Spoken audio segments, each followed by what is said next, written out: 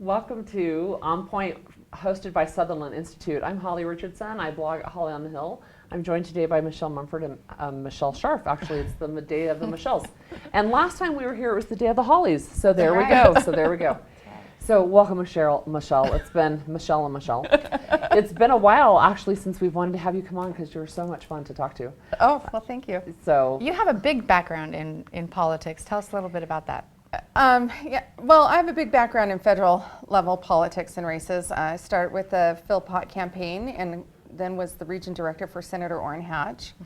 And I've had a lot of fun. In between. I've done a lot of stuff in between. I've worked on a lot of legislative races. Right. Ran for You ran county for commissioner. commissioner. Wasn't successful, but I did do it. Okay, yeah. It was a great experience. You're on the state central committee. I can say that now. It's been I know, enough right? months. A few weeks after, I the wasn't saying dirty it was little a great secret experience. nobody wants to tell is losing really sucks. Yeah, it was hard. It was really hard.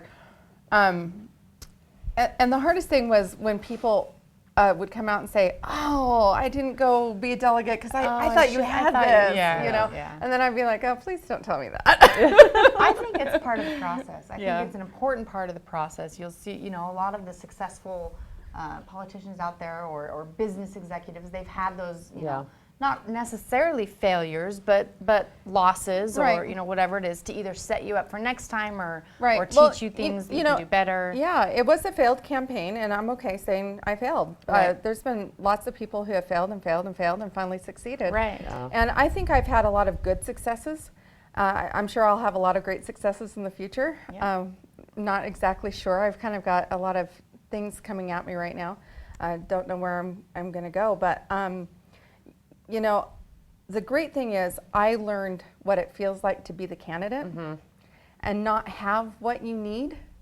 And so now I feel like I'm better equipped and better prepared to make sure, As a consultant. to make sure that candidate feels like they are having the things that they need to know, that they have the confidence in their race or their team. What was Yeah. the one thing you think that really surprised you that you didn't realize as a candidate? You know what surprised me is how much I love asking people for money. Really? Because that's that's one of the big things that women have a lot of trouble with is asking for money. I know you don't. I know you enjoy it. You know what? No, I didn't enjoy it. I hate it, and I was scared to death to pick Yeah. up the phone. But it got a lot easier as I did it. Maybe that's the And, difference. and I think one of the things that helped me, and maybe it helped you, I don't know, but was to hear that other people hate it too. And it's not gender specific. Asking people for money. There are guys who like it. There are women who like it. But there are just as many men who just hate it. They just will. They'll find 20 different things to do besides pick up the phone and You make know, that fundraising and phone I call. had so much fun asking for it. It was almost terrible how much fun. And I mean, I'm not a person that ever wants to have a handout or any of those things, but I've worked with some Be a candidates. fundraiser. I've worked with some candidates that, let's face it, was not only apprehensive to ask for themselves, but also was uncomfortable with me making the ask for them. And so, which shall remain Yeah. nameless and gender neutral. But the first thing I did when I decided to jump in, I actually asked somebody who I had worked against several of this person's candidates. This person's a lobbyist. And I thought, I'm going to go ask this person because he's going to tell me no, and I'm going to get that right out of the way. And he said yes. And he gave me $500. And you were like, And I go, wait a minute, if this guy can give me $500, I can get a whole lot more. And so that just started the floodgates for me. And I did actually really well. Fundraising wasn't an issue for me, so. Yeah, I mean, I think back to your point too of saying that you've learned things now that you can take as a consultant and whether you run again or not. I felt the same way, right? There's something really unique about having your name on the ballot that's very different. So you can tell a candidate and be kind of in an unemotional space, stay off of Facebook, don't read the comments, but when you're the candidate, you're like, what? They said what? Right? I mean, it's really different, and the nerves in your in your tummy, the butterflies, all that. Right. It's different when you're a candidate and you it's want to your react name. and Yeah, because you can say, and I can say this, far enough removed, again, like you, from my recent election, which I did not win, to say, it's politics is not personal, right? It's all about who's the right person for the people who were making the vote, all that. You can say that, but when you're in the middle of it, you don't feel that way. Right. It feels really personal. Yeah, Right, it feels right. really personal. Yeah, And some and- people make it personal. And it is interesting because people said by far you had the best campaign Yeah. and you were the best branded and you were Yep. you ran the most professional campaign. You were clearly, you know, all these wonderful things, very nice things they said about the campaign I ran, which is very nice and Yeah. complimentary, and I Yeah, appreciate except that. that you didn't win. Except that I didn't win. And so I say, okay, well, all of those things are great, but the results were Yeah. that obviously it wasn't the best. So it's really a great segue into talking about women in politics. Okay. Right. Which we All do, right, which just we go do- ahead and do that. which we do on the show all the time. It's the only show in Utah that has really exclusively focused on at least being sponsored by women in politics. And we haven't had a male guest yet. At some point we will. We did. Who do we have? Did we not? I don't think we have. Yeah. Oh, we we've had had we two. had Kurt Bentley and Bill Duncan. Okay, that's right. That's right. When we talked about, was it again, one of the same-sex marriage Yeah, decisions? Bill Okay. and then Kurt Bentley came on another court case. Okay. So And- they're but- rare. But I want to just say thank you. At the end of this year, now that December, Sutherland actually came to us. Yeah. And said, hey, we want, we're not providing content, we're not, but Yeah. we want to provide a Yeah. forum for women. Yeah. And I just thought that was extraordinary. Yeah, and Yeah, it's we've awesome. had some guests on here that take positions quite contrary to what Sutherland takes positions on. Right. And we've had freedom to do whatever we want, right? Right. They believe in the First Amendment. And we so got in there trouble we go. for that sometimes. So no, only you. In trouble. But she's still here, so it wasn't that much trouble. So It was really worth it, the whatever it was. Not, no. from Sutherland. So one of the things, Michelle, that you posted recently on your Facebook page was an article, I think, from The Hill that said the headline was something like the GOP has figured out how to tap into. There's a wave. There's a wave of women flooding to the GOP, something like that. And as we looked at the numbers, this was nationally, but as we looked at the numbers, it went from 8.1% to 8.9%. Yeah. Yippee! Yeah. And that's the wave. So Yeah. that's the wave. And that actually started a conversation on your Facebook page that I thought was, pretty respectful. And it was, are there things Yeah. we can do? And somebody asked me, what can we do? And I said, change the culture. And they're like, okay, great, one culture change coming right up. But the reality is, I think there are a lot of things we can do, both as a party, but also as women who've been involved in politics. All of us have been involved. All of us have run.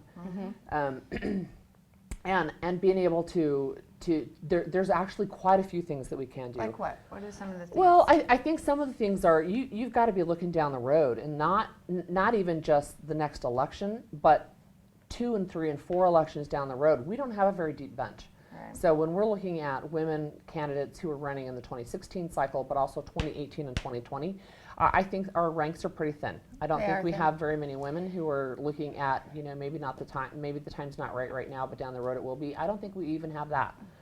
Right. I think that's one y- thing. It is interesting. I think it's Emily's List Yeah. on the Democrat side. Yeah. They really foster city mayors, Starting, city yeah. council, those kind of things, very close to the smaller government, Community. closer to the community, Right. Yeah. and then grow those women into positions. We don't really have a lot of that going on here either. So I ran for county commission, which is a hefty seat to run for. A lot of people were surprised. They said, "Why would you do this first? Why wouldn't you run Yeah. for state senate first?" Yeah. And I think that different people have different interests. My particular interest was I wanted to be involved more in my local community and be able to be focused on my local community. I've been focused on national races, Right. but I am a very big limited government, smaller, close to the community. And I've seen some areas where we really need to improve that. That was my whole purpose in running. I thought this would be great. Bring Right. it to my own community. Right. And it's much easier to make change on a small level than it is on a federal level. Right. I mean, no matter how influential we are in this room or even a pool of women in the state, we're not going to make a ton of influence on the federal level. We can Yes. talk to our individual lawmakers, but it's a big behemoth, and it's really difficult It is. for an individual or even a small group of individuals to make a change on the federal level. It's much easier with your city council, with your Right. county commission, even with your state legislators as Right. well.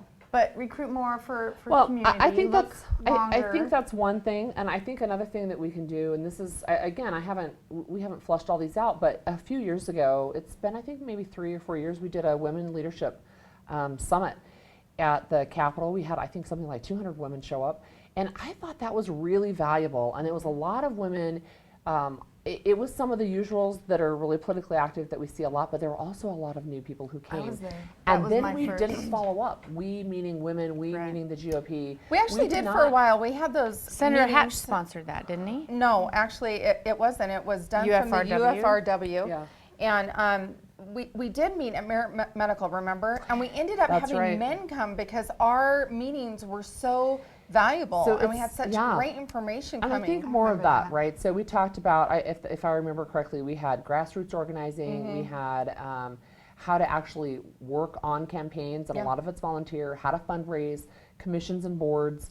I mean, there was a lot of different information on how you can be politically active, even if you're not ready yet to put your name on the ballot, how to Right. get started, how to get involved. So why did those stop? do we know? Attrition, I think. I mean, I- there wasn't anybody to really spearhead it Do you and think keep it Real going. Women Run is picking that up? Is No. it No. too- No, I think that they're really more of a liberal group. That I've gone to several of their events, well, maybe 3 We've or tried 4, to go but- just so that there are Republicans there. Yeah, I've But tried it's to not- attend to see, the value in it and who's showing up. Is there a campaign I can help? Is there a woman that I don't even know about that has an interest out there? And it tends to be more of the Democrat women that are involved in that. There's a few, but it's not really, I don't think it's fostering a spirit of, conservative GOP women running. Yeah, and again, it's a great group and a great organization, and there's a niche that they fill as well. But I think again, there are things we can do specifically to foster. I mean, we're Republicans, but we don't have to be partisan, Right. or we can be partisan. It doesn't. This is the great thing about politics, right? But this coming cycle, we'll have women run for city councils, potentially for mayors. I mean, that again is back to that real grassroots level. Is do you have people in your communities? Right. In our community, we're going to have multiple city council seats open, and So I'd like to say, maybe one when you woman, brought I up think, the is thinking of it. culture, immediately I went to the culture that is Utah. Yeah. Very much patriarchal society. Women's jobs are in the home, and when that man spoke up and said, "When culture change coming right up," I giggled. I actually laughed. I'm like, "Oh, that's so cute," because we know that this is an enormous task to Yeah. take on. I think that the predominant faith, the LDS Church, has done a lot to kind of open the door as far as they're comfortable. Society is changing. Women are having to work outside the home. It's nice that I have a daughter who said to me, Mom, would you feel bad if I really didn't want to be a stay-at-home mom? And I kind of, for a couple seconds actually did feel bad. But then I thought, this is a young girl who's trying to sort this out for herself. Right. I never even thought about that. I just Right. was going to be a stay-at-home mom. Right. And so things have changed, right? Yeah. Well, an activity in politics doesn't foreclose doesn't make Right. mean that you have to choose. You Right. don't have to choose. So- but sometimes you do choose, and that's okay Right. too. Yeah, and that's where this is a fun, free-flowing conversation, but that is part of the culture. So it's Right. not just political culture; it has to do with the culture within which we live in Utah, which you're right, Right. is predominantly. And it's a male. heavy wave to go against, But right? it's not just Utah, right? So Right. it's nationally. Very few women serve on boards. Very few women are at the CEO level on the Fortune 500 companies. There are some, but they're few. There was a great article in the Wall Street Journal in the last week or so talking about, it was from a woman saying, listen guys, I want to talk to you bluntly, right? It's not just that women need to take their seat at the table, which we're trying to do, and don't take this that we hate men because we don't, but we want to tell you, you are not hearing us. You're not seeing what's out there because you're the fish in the water, right? You don't see the water that women swim in, and that's one of the things and one of the dangers, right, of bringing up the fact that I think there is some bias against women in politics, especially in Utah, is that then people start calling names, but you know what? It's not the women. It's the men who are saying, there's no problem with gender. There's no problem. What are you, some kind of a feminist? I'm like, when did that, first of all, become a swear word? But But number two, if feminist means that I think women are strong and powerful, then absolutely I am, right? I'm a midwife.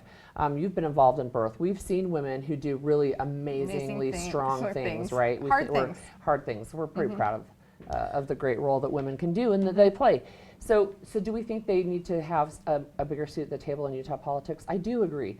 And so one of the things from your article that you posted that kind of spun off on my Twitter feed was me saying, yes, we need more women to run, but we also need more women to win, because we're not winning at the same rate that men are winning. Right, and that's really kind of, that's the hard thing. There are fewer women in boards, and because many of the choices that women make means they don't want to do that. Yeah. Perfectly great, Right. awesome. But for the women that do, they're facing this obstacle that they can't get through because of the norm or the culture or whatever it Well, is. and so the less opportunities may or may not be there, Right. right. because Right. whether or not maybe they want the opportunity, but maybe the men on those boards don't really want to give up that opportunity. Right. So the ones Yeah. that do want it and the ones that would choose that, it's not. You see a lot of As easy. legislators and senators on boards all across the state. And when I threw my hat in the ring, I called a senator and I asked for his support. And he said to me, "Have you ever served on a board?" And I said, "Yes, actually I have, several." And I have. Yeah. I have served on several Utah Midwifery Association boards, Utah Doula Association boards. I was the public relations person for the Utah Doula Association 17-something years ago. I started and founded my own nonprofit, ran that board of 13 women. Right. What did he say? That didn't count. Well, that's kind of like Mia Love's experience as the mayor and Right. having been elected to the city council and then as the mayor. So she has 9 years of experience in elected office, and both of her male opponents said, well, she's totally inexperienced. She doesn't know what she's doing. Really? Because they had never been elected Right. to office. Right. She's been elected for 9 years, 2 different roles, and they're like, no, that doesn't count. Yeah, Right. that doesn't So- count. The city wasn't big enough. It didn't Right. have a big enough budget. There was So- like so every that's- excuse that could be I think made. that's one of the things that happens. So if you have, sometimes, and sometimes you see this, and I think you kind of see it with school board races even sometimes. If you have a male and a female candidate and you don't really know anything about them, the woman's not going to do too bad. Sometimes, I think it skews a little heavier towards the women. But once you start to get to know the woman, then there's like 1,000,001 reasons why you can't support her and why you can't vote for her. But to the point of we need more women running, that broadens your pool, Right. So there were women who ran in, I went and did the math, I think they ran in 58% of the races where there was somebody who contested, right? So the ones who were completely unopposed, I took those out. But they ran this year in 58% of the races. They only won in a handful, right? Only a handful. And And so the argument there, though, is that they ran against an incumbent, and that's a different exactly. standard. Exactly. And so there's again, this is not a black and white issue. This is not something that's really simple to solve and just say, okay, well, don't ever run against an incumbent. First of all, I think is a little bit patronizing, Right. but there is a point to be taken, right? That women didn't run for open seats that they potentially could have run for. There were several open seats where no woman filed, but again, they did file in most races. But we only had a handful, and in the GOP, we had 3 women win in the House. We have 63 Republicans now in the House. It's a huge, huge supermajority in the House. Right. 3 of those are women. 3.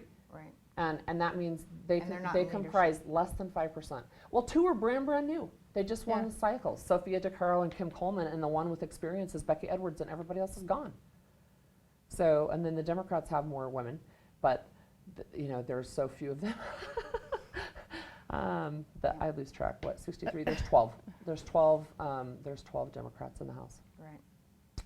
So we need more, and we need to just keep. we need more to run, but we fighting. need more to win. Right. Yeah, and Right. I think it's worth the conversation. And I guess for me, that's one of the things that gets frustrating is that when you try to have a conversation, it seems like it immediately descends into the, well, are you playing the victim card, Holly? Right? Yeah. Because you're a woman, you need special treatment. It's a Are you trying defense. to get a quota? And I'm like, no, I want to have a conversation about why there's this subtle and sometimes not so subtle bias against women being involved in politics. But it's not just politics. So, it's other so things let's as talk well. about another aspect of that. My friend Sarah Nita is a financial advisor, planner, and she was talking and told me an astounding statistic that by the year, I think it was 2016 or 2018, 53% of the nation's wealth will be held by women. I actually went to an interview this week for a company that was similar, and we got to talking about that, and he said right now women hold 51% of the wealth of the country. And you think about that, they control 51% of the wealth, however that looks. Right. And I got to thinking about that. I'm like, we control 51% of the wealth, but we have this small portion of representation with how that wealth will be managed, That's right. spent, or taxed. That's right. And that's really Or problematic. borrowed. Or even. borrowed, Yeah. or, you know. So I think about that, and I think there's an awful lot of men making decisions for women who hold the wealth in the country, and I'm not sure how comfortable I am with that. And then the other reason is, why should women? What is the value of women? You know, because the whole, you get into trouble with this. So my whole thing is, okay, we do think about things a little bit differently. Yeah, and that's okay. It's a different perspective. And that voice. different perspective sometimes has a perspective of, how is this going to play out in my family situation, in my home? How are these policies really going to overreach all the way from the big Washington, D.C., all the way across the country into my kitchen table? And I don't think that those are small differences. I think that we need to have a voice at the table, and I think that voice should be at least 50%. Right. And if Yeah, we and hold more of the you wealth, know, perhaps more. I've more seen really seats. great. I've seen really great interaction when we can get around 30%. Yeah. Even, right? I mean, I don't Right. think there is a quota. I don't know that there is a perfect number. No, I don't either. Right? But because there are a lot of different perspectives that people can bring to the table, there's no question. But to have 50% of the population almost completely missing and left out of the conversation is something that's problematic. So yes, we're going to keep, staying involved, going to the Hill, letting our voices be heard, all those kinds of things. And I think guys are great. I think they bring a lot of stuff to the table, and I don't know. Maybe it would be fun to have a state run by women. We'd see how that would happen, right? We'd see what would happen. But anyway, so we're going to shift a little bit, I think, and talk about briefly what happened in 2014 and what we see in 2015. Well, yeah, because the stories that we're seeing now is, what was big this year, and Right. so Because as it's the end of the year. yeah. So what were the big stories? So if you guys have to Swallow rank, Shurtleff. yeah, I think Swallow Shurtleff being arrested, I think that's a big story. I think a Mia big Love story. winning is a really big story. Yep. There are some things that I thought were non-stories at all, really. So the Salt Lake Tribune and Utah Oh. Policy, they do these rankings, and some of the stuff is like, what? I don't care. But I think those were a couple of the really big stories this year. The Amendment 3, Yeah. same-sex marriage was Yeah. huge, and then the land issues with Cliven Bundy and Yeah, that was an down interesting south. story. I had it pointed out to me a little bit earlier today that tomorrow, December 19th, will be the 1-year anniversary. Is that right? of the Kitchen, or is that today? oh. But we're right about the yes, 1-year mark. The 19th. Oh, The Right, 19th, it's so a that's year. tomorrow. That's Yep. tomorrow. And that was a year ago, right? That was a really huge story last Right. year for sure. Right. Welcome to office, Sean Reyes, right? Right. You've Right. been in, 2 weeks, and now, you get this great big thing thrown at you. And he wasn't in yet. On the 19th, he wasn't. no, because we didn't elect him as the state central committee until January. No, it was December, Oh, it but was he wasn't December, sworn but he in didn't until take the place. end That's of right. December. That's right. Because Okay. because Mr. Swallow didn't step down until the 3rd of December. That's right. So Boy, this year has been a whirlwind. it's been a year, yeah. So we had some interesting things. Was there anything really interesting to you, like during the elections that just concluded in November? State House, so state legislature, House or Senate. Was there anything that was really super interesting or surprising to you? I think the 3 pickups, the success from the Yeah. mail-in voting, the mail-in ballots really really keyed in and showed what great foresight. So you We had mean, seen with so what that. you're talking about is the 3 seats that on election night looked like had gone to Democrats, and by the Yes. time the final canvass was done, went to Republicans. Yeah, Yes. and I have to say that really started with Thomas Wright's. Wright's Right. leadership Yeah. as a Salt Lake City chairman Right, to definitely. start Salt Lake that County. initiative. And when I saw him rolling that initiative out, I was really, really rather impressed with him. Yeah. And I told him as such. I just thought he had great leadership skills. I was excited to see him run for our county party chair. Thought he did a great job as our county party chair. You know, some people don't think so, or are unhappy about certain things, but I think he did a fantastic job, and he did that statewide. That the state effort party chair, as yeah. the state party chair, and I Right. think that those continued efforts really built in order for those 3 pickups. Not that the campaigns themselves that were Of working course this they year, did, of course. they were They working worked on the hard. ground too, Yeah. and they Yeah. deserve their due. There Yeah. was a lot of Yeah. campaign people Yeah. that feel a little bit snubbed Slighted on the that it was. because there's a lot of excitement about Sure. you know, it was mail-in ballots being counted and Sure, whatnot. no, But I think that it's yeah. both. I think that it's okay to acknowledge that it was both, and that there was such vision for Thomas Right. to get in there and make this happen, and then continue that effort statewide the following election cycle. And I think our party, thing we could talk about, has had some real challenges with SB 54 and the lawsuit, and limited resources. And James and Julian and Chase, they've all worked really hard to help those guys out in those areas, and a combination of those candidates working hard, knocking those doors, their campaign teams doing that as well, and the party really Yeah. helping them. All of those things came together, and it was a great pickup. Yeah. Well, and that leads me to another surprising thing from last year was that I really thought that Peter Caroon was going to be a bigger influence in the state as state Democrat Party chair. Yeah, and that I- whole party just kind of imploded. It kind of, from So their own words, their they're executive upset. director's Yeah. gone. I think they lost did he 4. leave? Yeah, Yeah, he's gone. he just They've left. lost like 4 people in leadership, and they're just like, we're out of here. Well, that's funny. You don't see that in the news. I saw it in the news. Oh, okay, I did good. too. I read it in the news. Okay, good. I read that and I thought, wow, well, that may explain a few things. Yeah, You yeah. know, because I have to say, you know, the political kind of hacky side of me kind of wants a little bit more fight, right? I mean, I love a good fight. Right. So Well, it's we why I don't- pick hard races. Well, of and Yeah, of course. yeah, I think so- most Republicans in the state aren't comfortable with it being a one party. Yeah.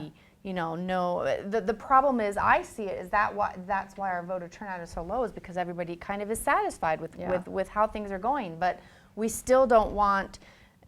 Things to get done Well, better when it there's leads to something complacency, to, right? yes. And as soon as people become complacent, there is an opportunity. And I think that's one of the things that people have said to the Democrats in the state is, you guys have missed some big Wasted opportunities. right. Yeah. Even down in Utah County, I mean, Yeah. we've talked about this before. We had a really controversial county commission candidate on the ballot, totally He was unopposed. unopposed, right? Unopposed, and the Democrats could have gotten a pickup there potentially Right. that time because he was and is quite problematic, but there was nobody on the ballot. Right. Right. Yeah. So, Yeah, and So- that was really unfortunate. But you know, I got my interest in politics about 15 years ago, and it's all her fault. Did you know this? What's the the Holly, midwife. Holly has that's been right. all my problems in politics. So it's all her in fault. 10 years, we're going to have hair braiders that said, I started when Holly Holly. It's all her when fault. she The hair was braiding caucus. saving my job. So that's funny. So what's So- up for next year? Really quick though, one of the things I wanted to talk about is that my interest in politics became 15 years ago when we were working on midwifery legislation and passed some great legislation.